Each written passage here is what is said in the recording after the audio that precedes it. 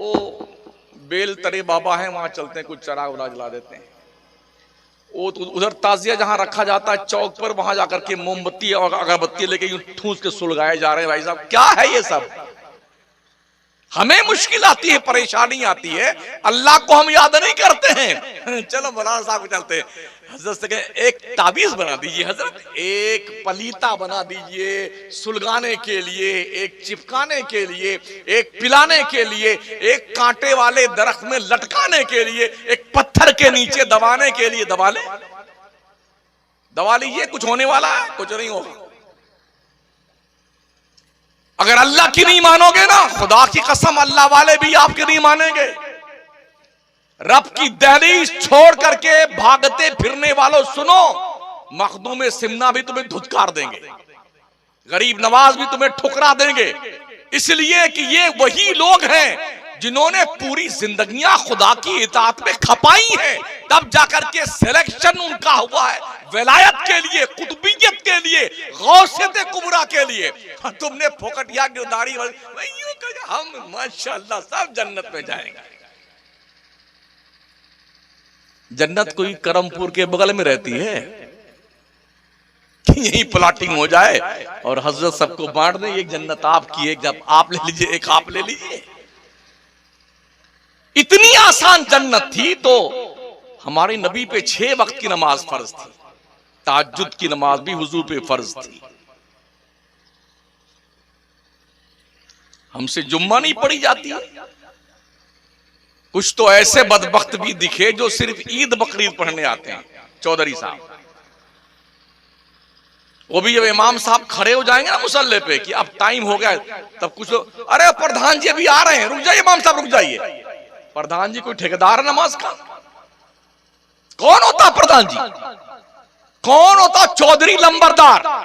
खुदा की इबादत का वक्त हो गया है तो अब किसी चौधरी की चौधराहट की कोई गुंजाइश नहीं है। अल्लाह वहदहू ला शरीक है, लहुल मुल्क व लहुल हम्द, अल्लाह ही की बादशाहत है, उसी की तारीफ व तौसीफ है। सोचिए और 100 बार सोचिए। हर शख्स अपने वजूद में करोड़ों की जो है पार्ट्स ऑफ बॉडी रखता हुआ है। अल्लाह ने फ्री ऑफ चार्ज दिया है। आंखें, दिल, दिमाग, गुर्दा, कलेजी, अतड़ी, पचौनी, भेजा, हाथ पैर, प्लाज्मा और शुगर का लेवल बिल्कुल बराबर रखा हुआ, बीपी भी बराबर है जी, और ओमेगा इतना हो, फैट इतना हो, जिनके वेट इतना, सब सिस्टमेटिक निजाम से अल्लाह ने रखा। कुछ लिया आप सिर्फ ने? कुछ पैसा वैसा लिया है? आंख अगर उठ जाए तो जो निमकौरी वाली दवा आती है ना आंख में लगाने की, इतनी बड़ी, वो भी फ्री में नहीं मिलती। देता कोई फ्री? कोई नहीं देता है। और इतना खूबसूरत वजूद, लक़द खलक़नल इंसान फी अहसन तक़वीम, ऐ इंसानों हमने तुम्हें सारी कौमों से ज्यादा खूबसूरत पैदा किया है। फरिश्तों से ज्यादा तुम खूबसूरत हो, परियों से ज्यादा तुम खूबसूरत हो, हूरो गिलमान से ज्यादा तुम खूबसूरत हो। तुम्हें यकीन नहीं आता? कभी शीशा सामने रखो और सामने एक साइड में गधे को खड़ा कर दो, अपने रुखे ज़ेबा को देखिए, फिर गधे को देखिए, कंपेयर कीजिए दोनों में कौन अच्छा है, तकाबुल कीजिए। इतना खूबसूरत आपके रब ने बनाया। वलक़द कर्रमना बनी आदम, रब फरमाता हो आदम के बच्चों, हमने तुम्हारे सर पर बुजुर्गी का ताज रखा हुआ है। यकीन नहीं आता? जितनी प्राणी रब ने पैदा की है, उन तमाम प्राणियों में सुपीरियर क्वालिटी हजरत इंसान की है। सबसे ज्यादा ताकतवर, पावरफुल दुनिया के नक्शे पे अगर कोई प्राणी है तो हजरत इंसान। शेर, चीता, हाथी, घोड़ा, अजीब मगरमच्छ और गेंडा, ओ दरियाई घोड़ा, कितने ताकत। अगर हाथी एक पूंछ मार दे तो हम जैसे कितने लोग लुढ़क जाएंगे, नहीं लुढ़केंगे, कितना ताकतवर है। लेकिन इंसान कितना ताकतवर है, उसके गर्दन पे बैठ के ऐसे मुंडी पे डालता है लोहा, जिधर घुमाता हाथी घूमता रहता है। शेर जो है बहादुर माना जाता है, जंगल का राजा, मगर इंसान कितना ताकतवर है, उसे भी ला करके और पिंजरे में बंद करके सर्कस दिखाता है। ये क्वालिटी पहचानते हो अपनी? ये क्वालिटी किसने दी है आपको? आपके अब्बा ने, चौधरी साहब ने, नेताजी ने? जी नहीं। जिंदगी भर जिस नेता का झंडा उठा के नेता बहाते रहते हो ना, जिंदाबाद जिंदाबाद जिंदाबाद जिंदाबाद, कुछ नहीं करता तुम्हारे लिए। कम से कम तू अपने रब की दहलीज पे आके तो देख, तेरा रब तुझे जमीन से उठा करके अर्श की बुलंदियों तक कैसे पहुंचाता है। तजर्बा करके। ए इंसानों, अपनी वैल्यू पहचानो, अपनी हकीकत पहचानो। एज ए मुस्लिम आपकी जिम्मेदारी क्या बनती है? क्या हालात दुनिया के आपके सामने नहीं है? क्या दुनिया के चैलेंजेस आपको दिखते नहीं है? क्या जमाने की नियतों से आप आगाह नहीं है? आए दिन सोशल मीडिया के जरिए से आपके ताल्लुक से क्या कुछ सुनाया, सुना और दिखाया और देखा जाता है, उससे आपकी आंखें बंद हैं? अगर ऐसा है तो फिर मरने से पहले मर जाओ, वो ठीक है। मूतू कब्ला अन तमूतू। तुम्हें काली घटाओं का नहीं पहचानना आता, नशेमन से धुआं उड़ता है, तुम कहते हो सावन है। ये छोटे छोटे बच्चे हैं। क्या एक आपकी जिम्मेदारी सिर्फ इतनी है कि बच्चे पैदा करें, खाना खिलाएं, बढ़िया बढ़िया कुर्ता पजामा पहनाएं, पैंट बुशर्ट पहनाएं और अपनी गुड़िया को लेगी पहनाएं और शॉर्ट कट का शलवार लेके आए और जी टॉपर लेके आए? बचपन से ही अपने बच्चों को अंग्रेज की औलाद बनाते हो, तवक्को ये रखते हो कि ये इमाम हुसैन के नक्शे कदम पे चले। जिन बच्चियों को किरदारे फातिमी से आगाह नहीं करते हो, और वो बच्चियां यूरोप के रक्कासा नाचने वालियों के नक्शे कदम पे चलती हैं, क्या जवान होने के बाद उनसे ये उम्मीद रखते हो ये कनीज़े फातिमा बन के आएंगे? अगर ये उम्मीद है तो मुझे बहुत अफसोस है आपका। शायद आपको पता हो, और पता कैसे हो, किसी ने बताया ही नहीं होगा। सुल्तान सलाहुद्दीन अयूबी का अगर आपने नाम सुना है तो सुन लीजिए उनका किरदार क्या था। एक बार भी हज करने नहीं जा सके, कसम खा ली थी जब तक मैं बैतुल मक़दिस को जालिमों से आजाद नहीं करवाऊंगा तब तक मैं हज करने नहीं जाऊंगा। इस पीरियड में जो मुश्किल हालात उनके सामने आए ना, आखिर में उन्होंने कहा था अगर मुसलमानों का दुश्मन ना होता तो सलाहुद्दीन अयूबी पूरी दुनिया फतेह कर लेता। मुसलमानों का दुश्मन है। अगर पड़ोसी या हमारा सगा भाई अच्छा खाना पानी खाने पीने लगा, बिल्डिंग बना लिया, गाड़ी लेके आया और हम गरीब रह गए, तो सगा भाई इल्ला माशाल्लाह, अल्लाह करे कहीं लड़ जाए इसकी गाड़ी, अल्लाह करे तबाह हो जाए, बर्बाद हो जाए, ये हमारी सोच है, ये हमारी थिंकिंग है। क्या गिद्ध के मनाने से बैल मर जाता है? नहीं मरता है। तो अपनी ये सोच क्यों बाहर लेके आते हो? क्यों नहीं अपने रब से तलब? अल्लाह जो नेमत इसको तूने अता फरमाई मौला दे और ज्यादा दे, अपने करम से मुझे भी नवाज दे। तेरा रब कोई भिखारी रब नहीं है, वो इतने खजाने का मालिक है। लिल्लाहि मुल्कुस समावाति वल अर्द, अल्लाह ही की बादशाहत है जमीनों आसमानों। लिल्लाहि मा फिस समावात व मा फिल अर्द, जमीनों आसमानों में जो कुछ भी है सब अल्लाह का। क्यों नहीं मांगते हो अल्लाह से? मेरा करीम रब फरमाता वइज़ा सअलका इबादी अन्नी फइन्नी करीब उजीबु दावत दाई इज़ा दान। ए मुस्तफा, जब मेरे बंदे तुझसे पूछें कि अल्लाह कहां है तो उनसे कह देना मेरे बंदों से अल्लाह तुमसे बहुत करीब है। जब तुम दुआ करते हो ना अल्लाह से, अल्लाह तुम्हारी दुआएं सुनता है, तुम्हारी दुआएं कबूल करता। तुम्हारा रब इतना करीब तुमसे है, नहनु अक़रबु इलैहि मिन हब्लिल वरीद। तुम्हारा रब अल्लाह तुम्हारी शहे रग से ज्यादा करीब है, तुम्हारी जान से ज्यादा करीब है। उसकी क्यों नहीं मानते? मुस्तफा करीम फरमाते जो फजर की नमाज पढ़ लेता है वो अल्लाह की हिफाजत में आ जाता है। जोहर पढ़ ले तो असर तक अल्लाह की हिफाजत में, असर पढ़ ले तो मगरिब तक अल्लाह की हिफाजत में, मगरिब पढ़ ले तो ईशा तक अल्लाह की हिफाजत में, मगरिब पढ़ने के बाद ईशा पढ़ ले तो ईशा से फजर तक अल्लाह की हिफाजत में। और जो शख्स एक बार एक नमाज छोड़ दे बिला उज़्र शरई तो उसका नाम जहन्नम के दरवाजे पर लिख दिया जाता है। मेरी माएं बहनें भी बैठी हैं, ये भी कान को सुन लें, ये बकरी चराने के लिए नहीं पैदा की गई, गोबर पाथने के लिए नहीं पैदा की, कंडा वंडा भैंस का दूध निकालने के लिए नहीं पैदा की गई, हाँ सिर्फ बच्चे पालने के लिए नहीं पैदा की गई। मुश्तरका जिम्मेदारी हमारी और आपकी है। जैसे मर्द पर नमाज फर्ज है वैसे ही औरतों पे नमाज फर्ज है। मर्द की कब्र में औरत जवाब देने नहीं जाएगी और औरत की कब्र में मर्द जवाब नहीं देने जाएगा। इसलिए हर शख्स अपने कब्र की तैयारी करे, इसलिए कि मरना डेफिनेट है। दुनिया में आज तक कोई मेडिकल कॉलेज का साइंटिस्ट ये दवा नहीं बना सका कि ये टेबलेट को खा लो तो 1 मिनट की जिंदगी बढ़ जाएगी तुम्हारी। जी नहीं, 1 मिनट की जिंदगी नहीं बढ़ सकती, मिनट छोड़िए सेकंड की जिंदगी नहीं बढ़ सकती है। अगर ऐसा होता कि मलकुल मौत को माज़अल्लाह रिश्वत दे करके मनाया जाता, वो रिश्वत कबूल कर ले तो दुनिया का हर आदमी सोचता पूरी जिंदगी की दौलत हजरत ले लीजिए, मुझे छुट्टी दे दीजिए।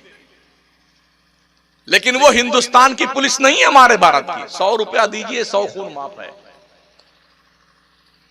आप बेटिकट जा रहे हैं ट्रेन में, कोई बात नहीं, 200 रुपया दे दीजिए पुलिस वाले को, आपको ले जाएगा और गेट के बाहर पार करके आएगा। नहीं, उनकी नजरों के सामने रिश्वत दीजिए सारा काम होता है। लेकिन सुन लो, मलकुल मौत उस फरिश्ते का नाम है जिसने रिश्वत नहीं लेनी है। फरिश्ते दौलत से पाक हैं, फरिश्ते लालच से पाक हैं, फरिश्ते किसी के डर से पाक हैं, वो सिर्फ अल्लाह का डर रखते हैं। गुजारिए, ठीक से जिंदगी गुजारिए। जानवर भी बच्चों को पालता है, पैदा करता है, दूध पिलाता है, रिज्क का इंतजाम करता है, और आप भी यही करते हैं। तो दोनों में फर्क क्या है? फर्क सुन लीजिए, जो काम जानवर करता है वही काम आप भी करते हैं।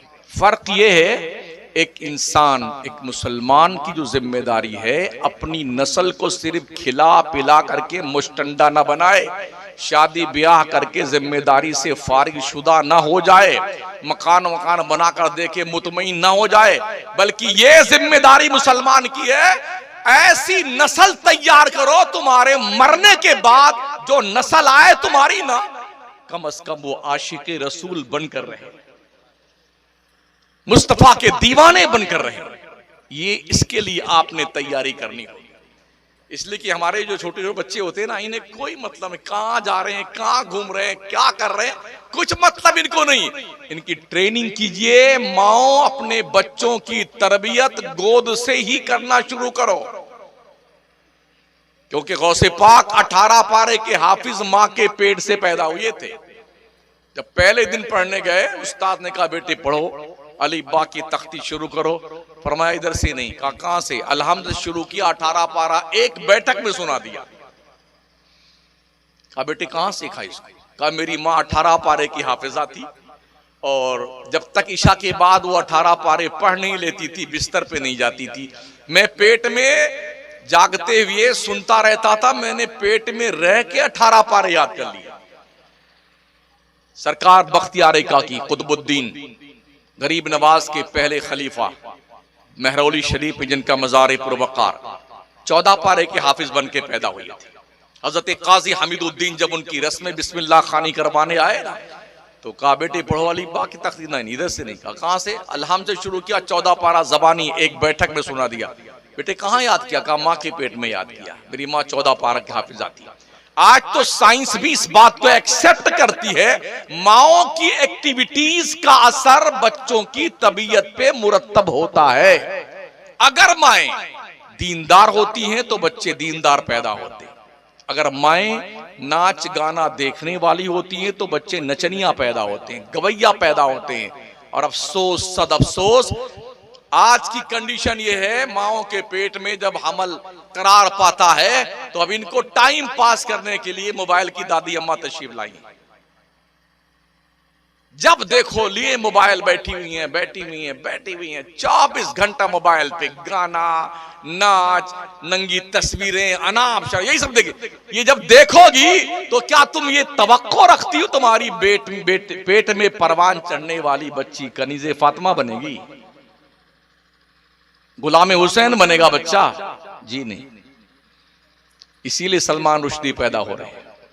वो शैतान है ना इधर ईरान का एक तस्लीमा नसरीन, ये कुतिया है ना जो हिंदुस्तान में पना ले रखी है। अब्दुल करीम छागला था ना एक मरदूद।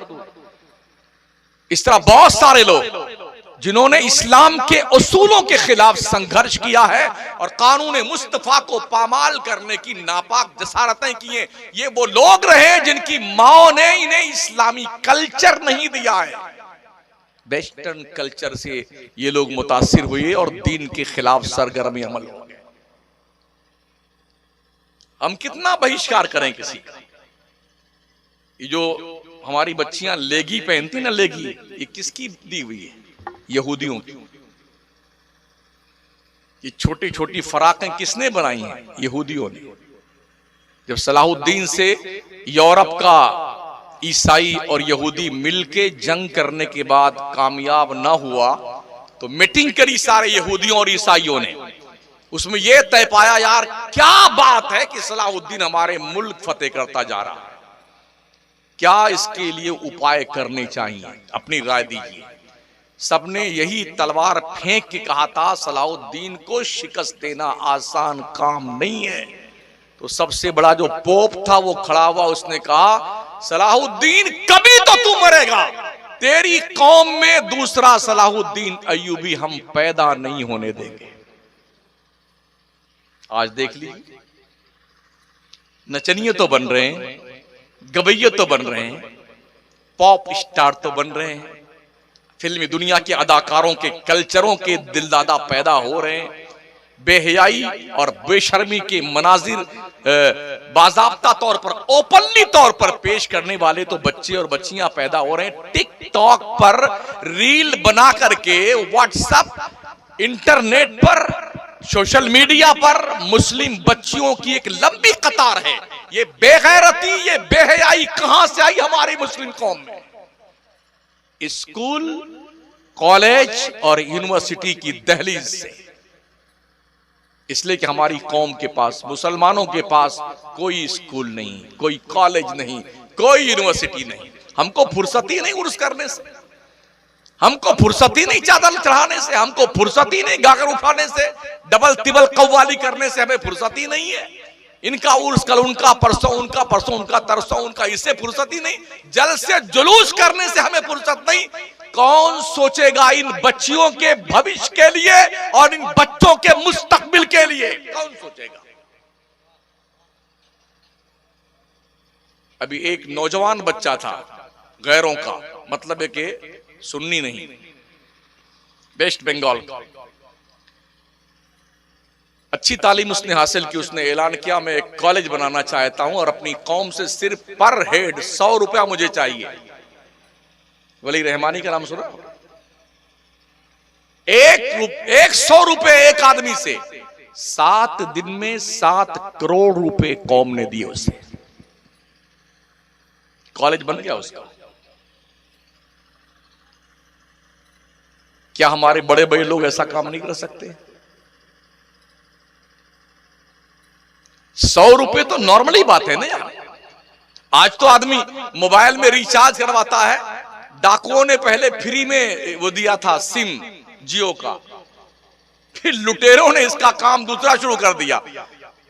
दुनिया भर में 30 दिन का महीना होता है, 29 का, कभी 28 का और 31 का भी होता है, लेकिन इनका सिर्फ 28 दिन में रिचार्ज खत्म। कूपन पहले फ्री में था, 100 रुपया, 200 रुपया, 300 रुपया, अब 800-900 रुपया यहां तक पहुंच गया। और लोग खुशी खुशी साफ करवा रहे हैं। महीने में 100 रुपए का नहीं, 900 रुपए का रिचार्ज कूपन खत्म हो जाता, पैसा एहसास तक नहीं होता है।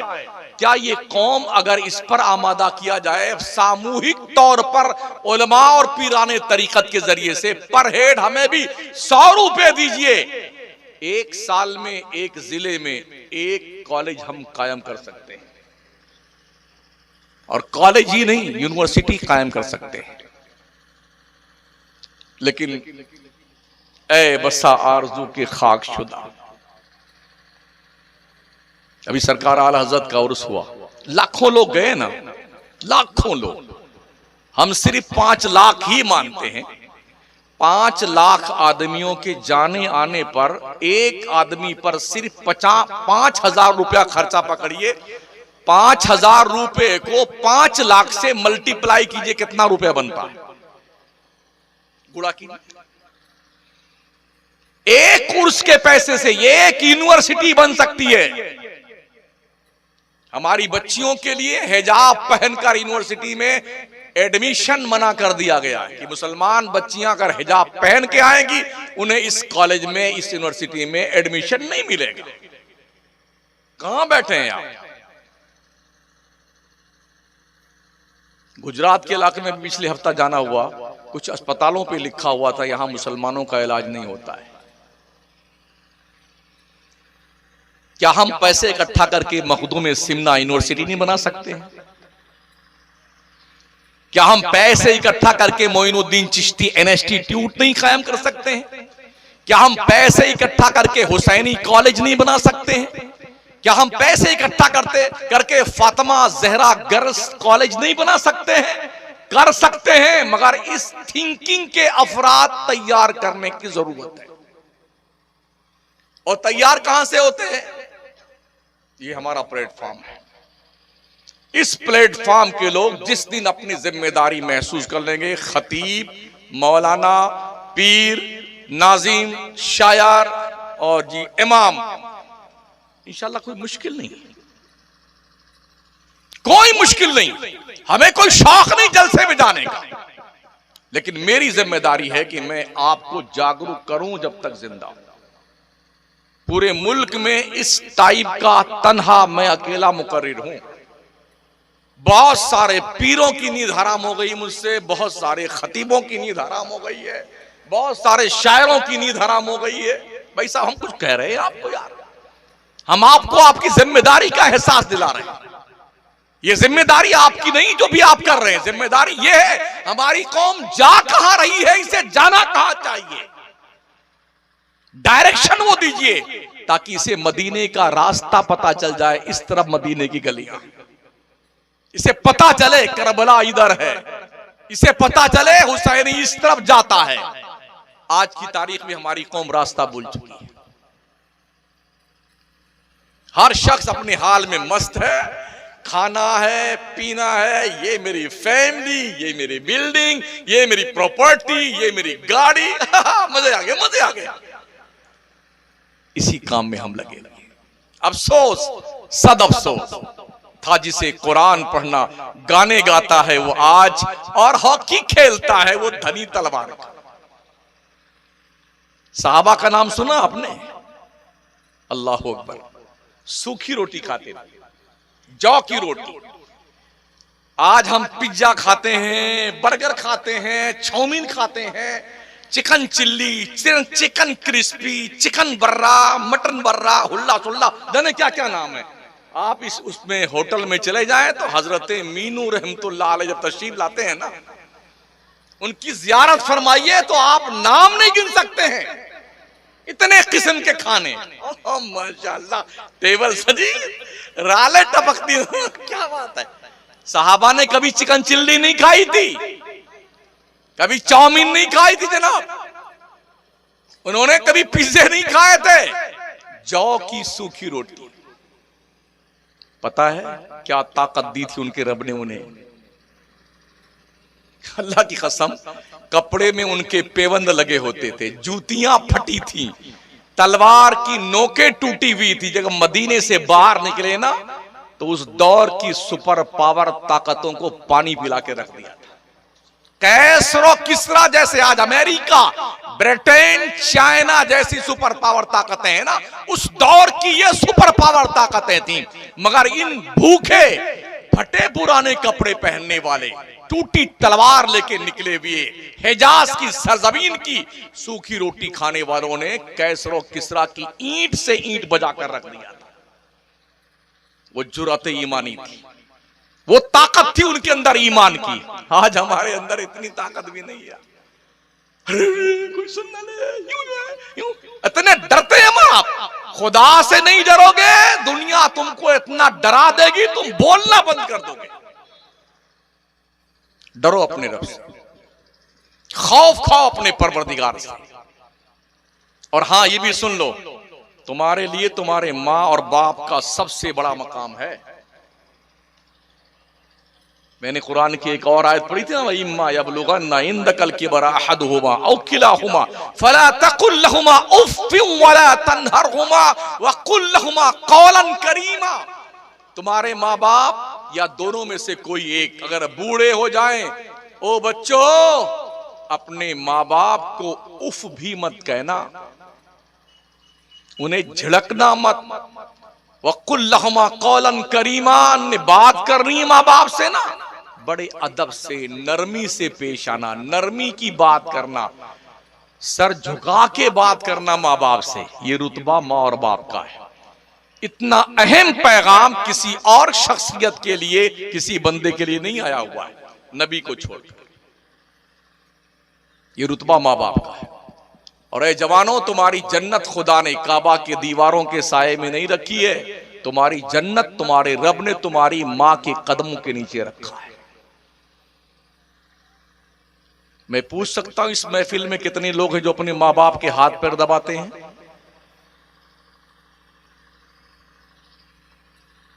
कितने लोग?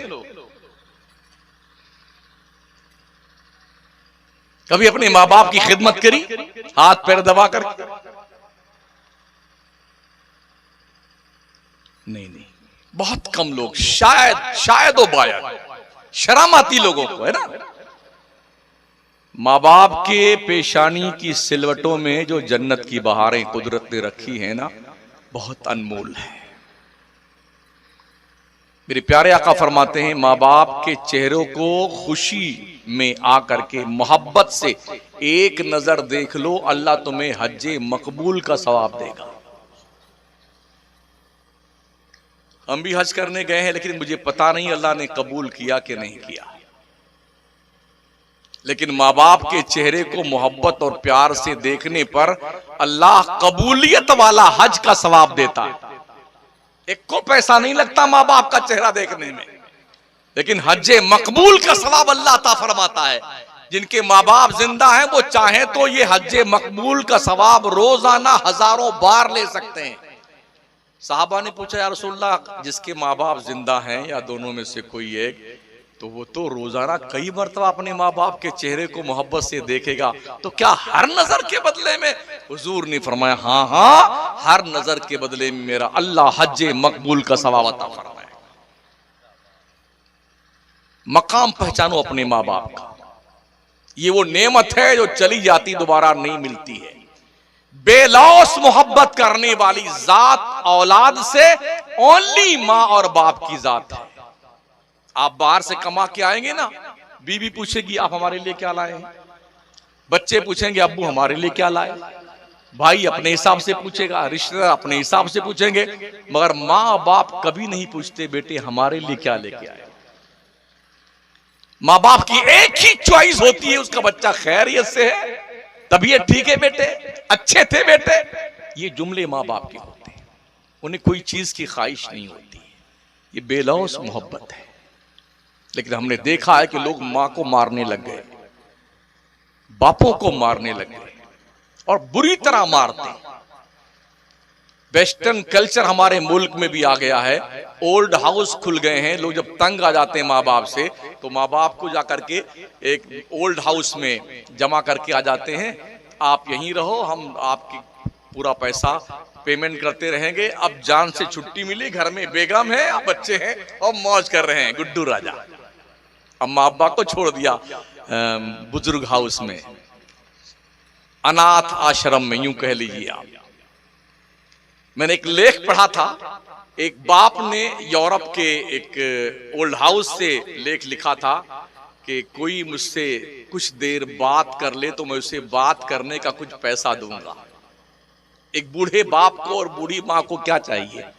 उसके बेटे के बच्चे बच्चियां, उसके घर वाले उससे मोहब्बत से बात करें। एक बूढ़े को इसके अलावा और क्या चाहिए यार। और जो उसे ओल्ड हाउस में डाल दिया तो उसने क्या कहा कि मुझसे कोई 10 मिनट रोज बात कर लेना तो इस बात करने का मैं उसे पैसा दूंगा ताकि मेरा दिल बहल जाए। ये दर्द है माओ और बापों का, जो आज की तारीख में ओल्ड हाउस में जिंदगी गुजार रहे हैं। जिन बच्चों को बड़ी मेहनतों मशक्कतों मोहब्बत से माँ बाप ने पाला, उस बाप और माँ को बोझ समझता हुआ बाप अपने बेगम की मोहब्बत में ओल्ड हाउस में डाल के आ गया। अल्लाह अकबर। आका फरमाते अल जन्नत तहत अक़दामिल उम्महात, बंदो तुम्हारी जन्नत तुम्हारे माओ के कदमों के नीचे। जिंदाबाद। मेरी करीम आका फरमाते दुआए वालिदी ले वलादिही कदुआई लकुम, एक बाप की दुआ अपनी औलाद के लिए ऐसी होती है जैसे एक नबी की दुआ अपने उम्मत के लिए हुआ करती है। जिंदाबाद। हजरत मूसा कलीमुल्लाह की वालिदा का जब इंतकाल हुआ और वो कोहे तूर पर गए अल्लाह से गुफ्तगू करने के लिए, तो कहीं थोड़ा सा ठोकर लगी और गिरते गिरते जमीन पर बचे। गैब से आवाज आई, पैगंबर मूसा संभल कर चल, इसलिए कि तेरे लिए जो खैरियत की दुआ करने वाली तेरी माँ थी ना, उसका इंतकाल हो गया, इसलिए संभल के चल।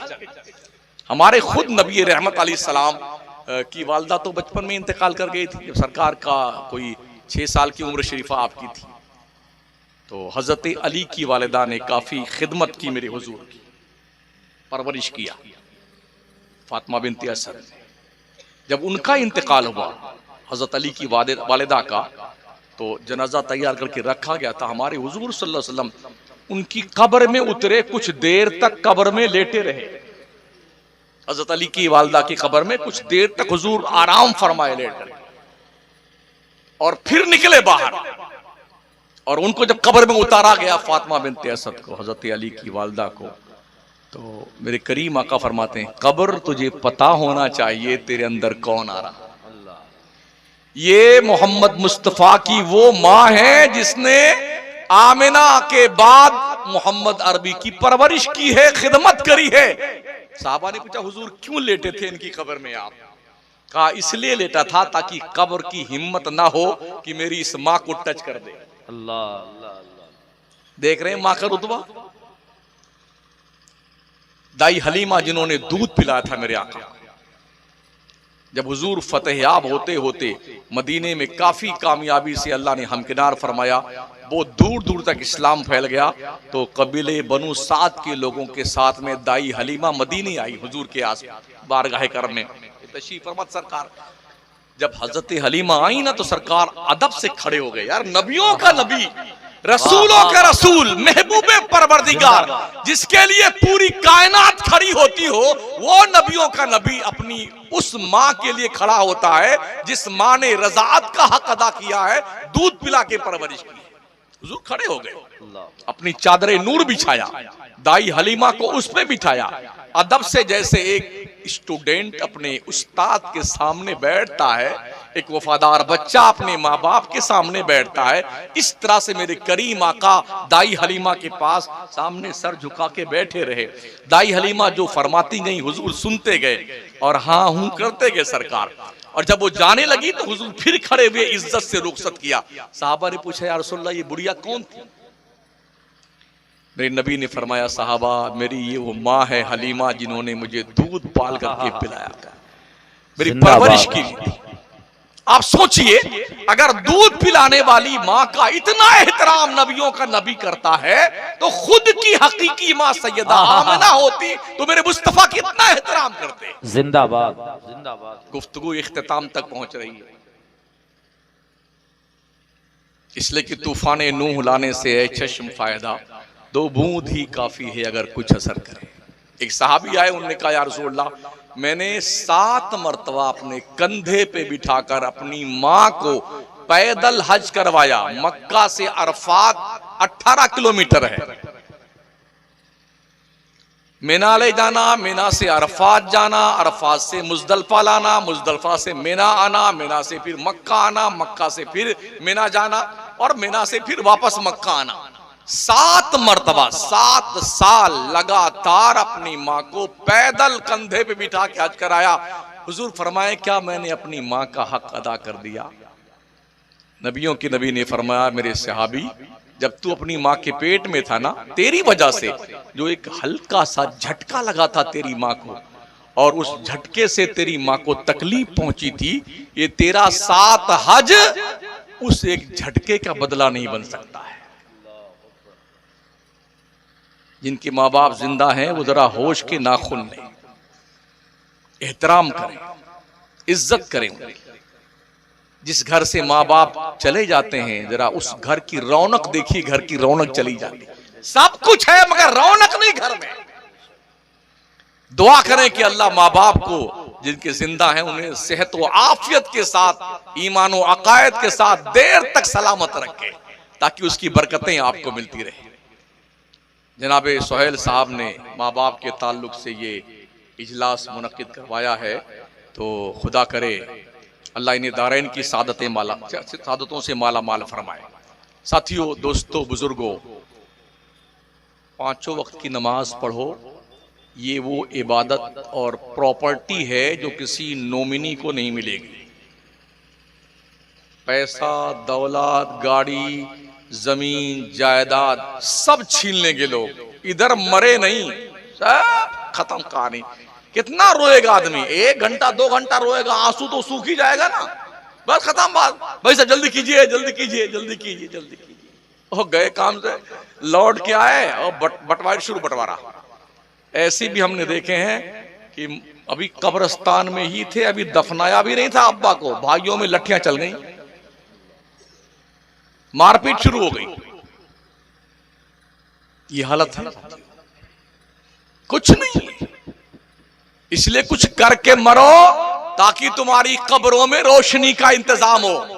5 वक्ता नमाजें पढ़ो, ये वो प्रॉपर्टी है जो तुम्हारी कब्र में रोशनी बन के आएगा। और अभी हम माशाल्लाह ठीक ठाक है, नमाज पढ़ सकते हैं, वरना बहुत सारे लोग तो हैं वो पढ़ना चाहते हैं मगर अल्लाह ने उन्हें इस लायक नहीं छोड़ा।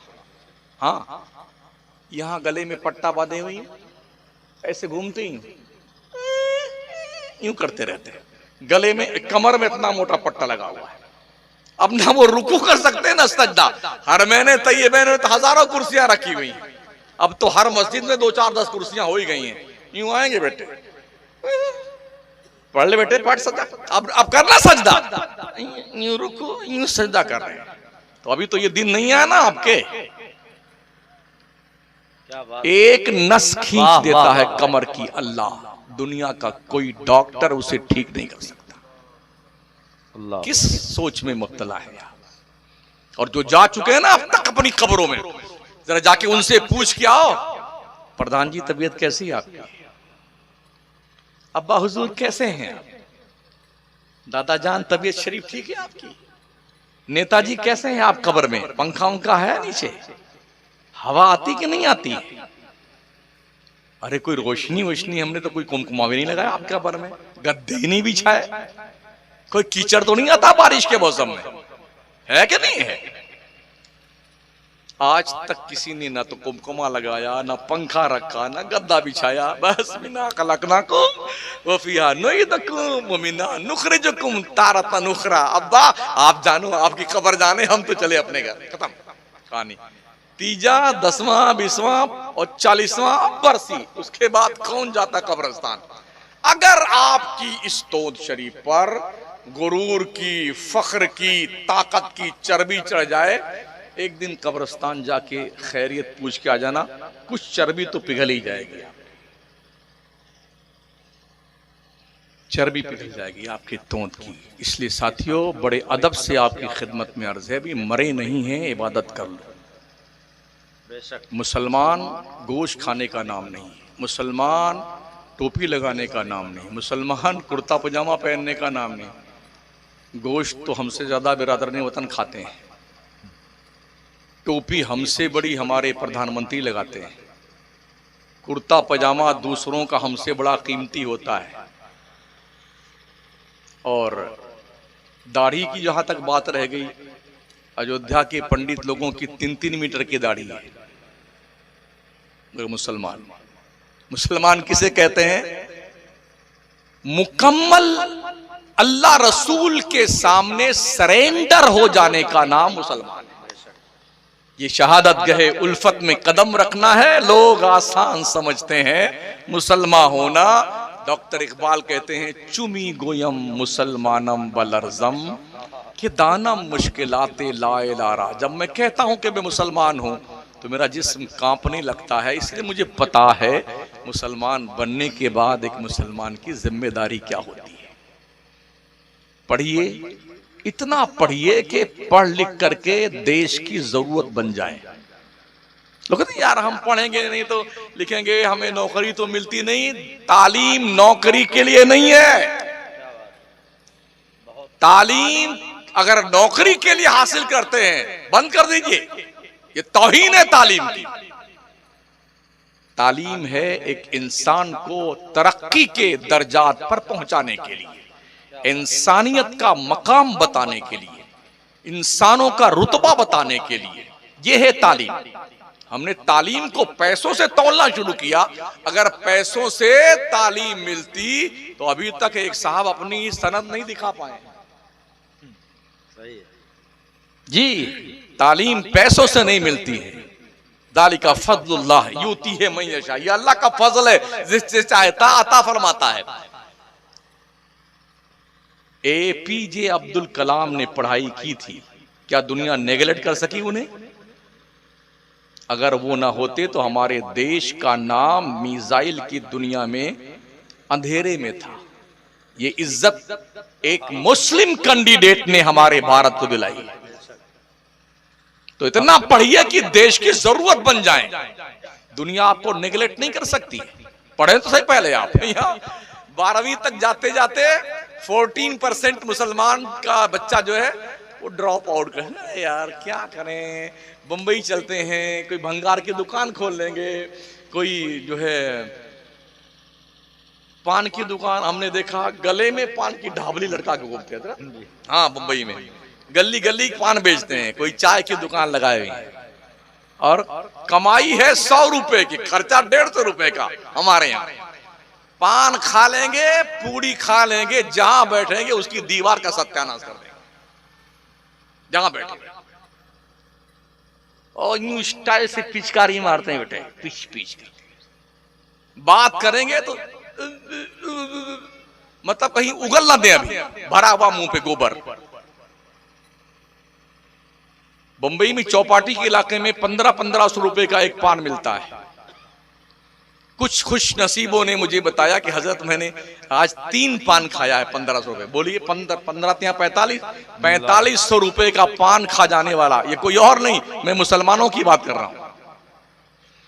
घर में तो बेबी बच्चे बेचारे इंतजार में है कि गैस सिलेंडर खत्म हो गया है, गुड्डू के पापा पैसा कब दे। उन्हें क्या पता मरदूद जो है 4500 रुपए का पान खा गया। क्या बात, आंखों देखी बात है। मैं कोई लॉजिक नहीं पेश करता जो बाउंसर जाए। बड़ी पैनी नजर आपके बच्चियों पर, आपके बच्चों पर गैरों की है। बिल्कुल शिकारी की तरह मडलाते रहते हैं गैरों के उचक्के, ताकि आपकी बच्चियों और बहनों को कॉलेज से, यूनिवर्सिटी से, बाजार जाते हुए, आते हुए, सड़कों पे जाते हुए, शादी ब्याह फंक्शन में जाते हुए किस तरह से उन्हें हाईजैक करें और फिर झूठा मोहब्बत का लालच दे करके उन्हें अपने दामे तस्वीर में गिरफ्तार करते हैं, शॉपिंग कराते हैं, शादी करते हैं और 6 महीने के बाद बोटी बना करके उसे दरिया में तैरा देते हैं। बिल्कुल लेटेस्ट बात खत्म करता हूं मैं। अभी पटना की सरजमीन पर 1 महीने पहले की बात है, मेडिकल कॉलेज की एक तालिबा मुसलमान बच्ची एक गैर के साथ कुछ रिलेशन में आई। मोहब्बत की बुनियाद होता भी। अब बच्ची पढ़ी पटना में है, यहाँ की रहने वाली, अब कौन संभालता है उसको? सब गैर महरम लोग हैं। एक कमरे में 2 बच्चे हैं, एक बच्ची है, 3 लड़के हैं, 1 लड़की है, 2 लड़का है, 2 लड़की है। शेयरिंग बेस पे कमरे ले जाते हैं। मेरे आका फरमाते हैं जहां 2 अजनबी हो, मर्द औरत अजनबी, तीसरा शैतान वहां पर होता है। नतीजा क्या हुआ पता है? किसी बात पे कुछ तू मैं हुई, दोनों खड़े थे खिड़की के सामने, उस गैर ने उठा करके उस लड़की को धक्का मार के नीचे गिराया, चौथी मंजिल से नीचे आई, सर फट गया और मर गई। आए दिन इस तरह के हादसा पेश आते हैं, मगर हमारी बच्चियों की आंख नहीं खुलती है। हमारी बहनों के दिमाग में कीड़े पैदा हो गए। हमारी कौम के लोगों को यह दिखता नहीं कि हमारी खुद के स्कूल और कॉलेज होने चाहिए। तालीम वक्त की शदीद जरूरत है। इस जरूरत को पूरा करने के लिए हमें एहसास करना होगा। और सादाते महाराज का ये फरमान याद रखें, आधी रोटी खाएं, बच्चों को वाह वाह वाह वाह। आधी रोटी खाएं, बच्चों को पढ़ाएं। 3 साल पहले कचौचा शरीफ मेरी तकरीर थी। मैंने कहा कचौचा के सादात, आपकी ताजीम सराखों खुदा के लिए तुम सब मिल करके अहले सुन्नत वल जमात के लिए एक यूनिवर्सिटी तो खोल दो। और बरेली के पीरो तुम भी कान खोल के सुन लो, क्या जवाब दोगे मरने के बाद अल्लाह को? कुछ कदम उठाओ अपनी कौम के लिए। अजमेर का अल्लाह, वो तो सब अल्लाह के हवाले। अजमेर का मामला कोई मतलब नहीं। हाँ, 300 एकड़ की जमीन मोइनुद्दीन चिश्ती के नाम सरकार की ऐसे पड़ी हुई है। यूनिवर्सिटी बन सकती है वहां पर। किसको पड़ी है? उन्हें पता है जब तक लोग जाहिल रहेंगे तब तक हमारी दुकान चलती रहेगी। इसलिए साथियों, दोस्तों, बुजुर्गों, प्यारी बच्चियों, बहनों, माओ और हमारे उलमा की, हमारी बिरादरी के लोग, हम सबको मिल बैठ करके कुछ सोचने की, सोच कर कुछ लाहे अमल मुरत्तब करने की जरूरत है। जमाना बड़ी तेजी से बदल रहा है। अगर यही रफ्तार रह गई तो हमें दुनिया साइड में करके निकल जाएगी, और साइड में करने के बाद भी हमें जीने का हक नहीं देगी कि आप जी सके। SIR की शुरुआत हो चुकी है, जिसे कहते हैं वो NRC। हमारे राजस्थान में शुरू हो गया, नाम बदल दिया गया, उसको SIR का नाम दे दिया गया है। ये डॉक्यूमेंट्स लाइए, ये लाइए, ये लाइए, ये लाइए। अगर आप 1987 से पहले पैदा हुई हैं तो आपको ये देना है, 2004 तक पैदा हुई हैं तो ये देना है, 2002 में जो है आपका उसमें पत्रावली में नाम है, नामांकन जिस वोट डालते हैं तो आपको ये देना है। और अगर आप 2002 के बाद में पैदा हुई हैं, 4 के बाद, तो उसकी ये प्रक्रिया है। ये क्या है? इसी को NRC कहते हैं। इतने बड़े बड़े फार्म अभी रख के मैं घर पे आया हूं, अब जाऊंगा तब भरूंगा। किसी और के लिए नहीं, ये आपके लिए, जिसने 800 साल तक इस हुकूमत की बागडोर अखंड भारत को जिंदा रखने में अहम योगदान दिया हो। उस 800 साल हुकूमत करने वाली मुस्लिम कौम की जनरेशन के लिए ये दुश्वारियां सामने हैं। कहां बैठे हैं आप? खाए पिए मस्त हैं।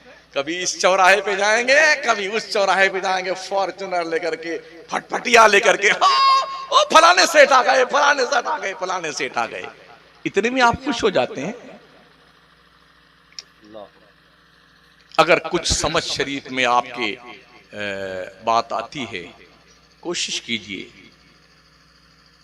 छोटा सा ही स्कूल खोलिए, 5वीं क्लास तक, 10वीं क्लास तक, 12वीं तक, लेकिन सिलेबस ऐसा बनाए कि 12वीं, 5वीं, 8वीं, 10वीं पास करने तक आपका बच्चा और आपकी बच्ची इतना दीनदार बन जाए, किसी भी डिपार्टमेंट में, किसी स्कूल और कॉलेज में जाए तो अपनी शनाख्त, ID प्रूफ, अपनी पहचान बाकी रखे कि मैं मुसलमान हूं। अल्लाह सबको दारैन की सादतों से माला माल फरमाए। मुहिब मुकर्रम जनाब सुहेल साहब को अल्लाह जज़ाए खैर दे। उनके ख़ानदान के मरहूमीन को अल्लाह बख्शिश व निजात की परवाने अता फरमाए। जो ज़िंदा हैं उन्हें सेहत व सलामती के साथ देर तक सलामत रखे, और हम सबको भी अस्तग़फिरुल्लाह रब्बी मिन कुल्लि ज़ंबि व अतूबु इलैहि, ला इलाहा इल्लल्लाह मुहम्मदुर रसूलुल्लाह। अस्सलामु अलैकुम व रहमतुल्लाहि व बरकातुहू।